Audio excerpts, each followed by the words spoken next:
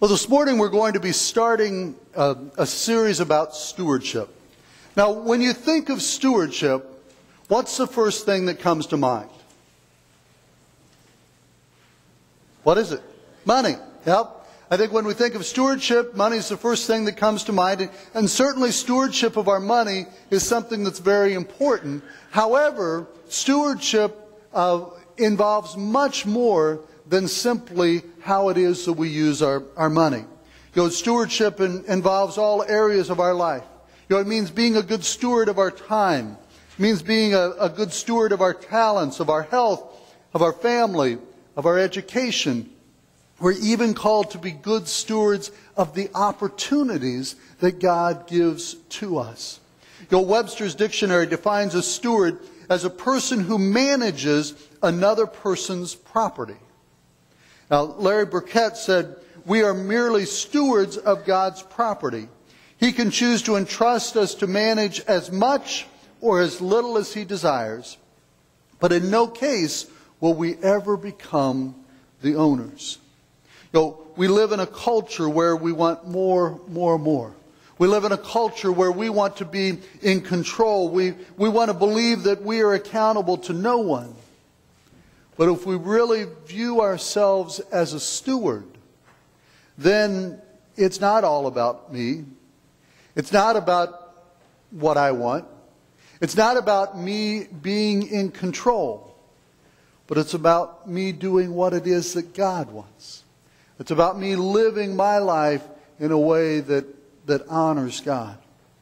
As we begin talking about stewardship, there's one basic stewardship principle that is foundational, and I believe that we must be able to embrace this foundational stewardship thought, in order to be able to embrace anything else that I'm going to be talking about in the way of stewardship in the next few weeks.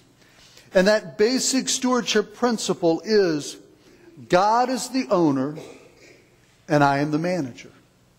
God is the owner and I am the manager. Now, there are several biblical stories that can help to support the stewardship principle. But I think the one that is most well known is one that can be found in Matthew chapter 25.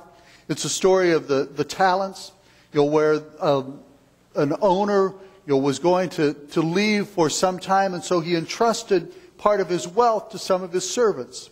And the story says that to one he gave 5 talents, to one he gave 2 talents, and to another he gave 1 talent. Now, I always think that story is confusing to us because in the story, in the parable in Jesus' day, a talent was an amount of money. Now, for us, we think of a talent as a skill or an ability of something that someone can do. And I think that we can still apply being a steward of talents, skills, abilities. But I want to change the story just a little bit to maybe better communicate for us. To one servant, he was given $5,000. To another, he was given $2,000. And to a third, he was given $1,000. Now, what the owner intended and expected of these servants were that they were to care for what he had given to them, and they were to do something good with it.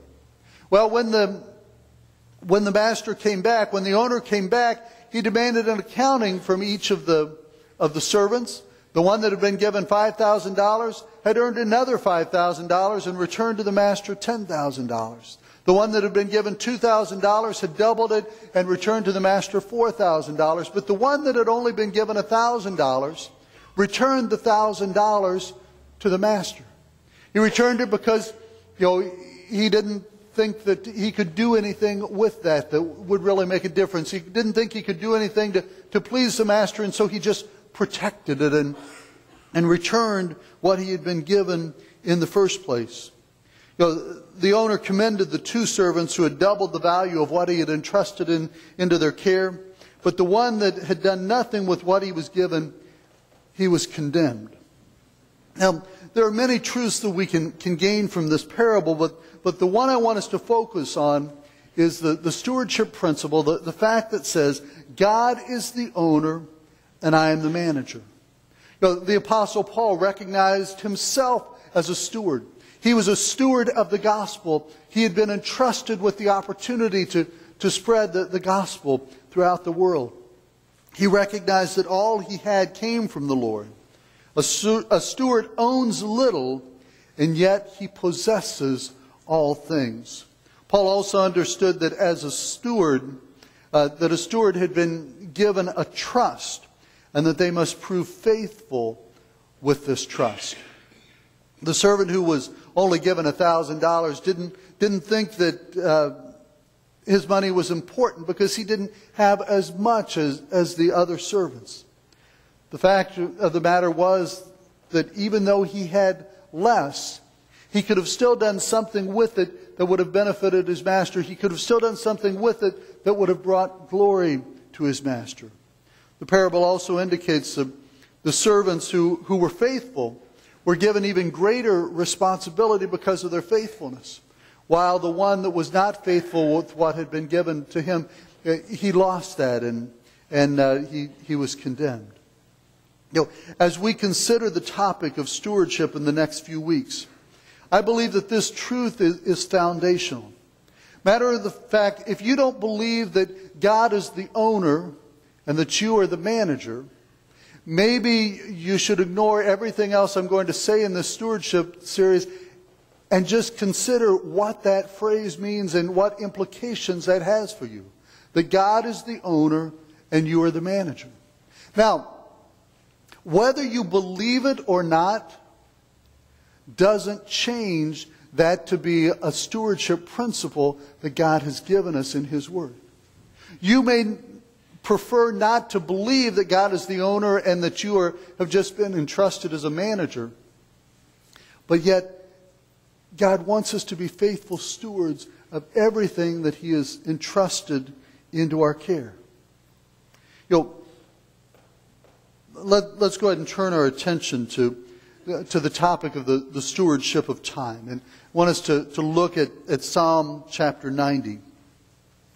It says, Lord, you have been our dwelling place throughout all generations. Before the mountains were born or brought forth the earth and the world, from everlasting to everlasting, you are God. You turn men back to dust, saying, return to dust, O sons of men. For 1,000 years in your sight is like a day that has just gone by, or like a watch in the night. You sweep men away in the sleep of death. They are like the new grass of the morning, though in the morning it springs up new, by evening it is dry and withered. Now let's go back to the first two verses. The first thing that I see in this passage is that God is eternal. Even before the mountains were born, even before the creation of the world, God was. He has been constant. He's been the dwelling place for generation after generation. In contrast to God's eternal nature, our days here on earth are temporal. We return to dust. Now, this is referring to the creation story in Genesis and Adam being formed out of the dust, and saying that as we die, we return to the dust.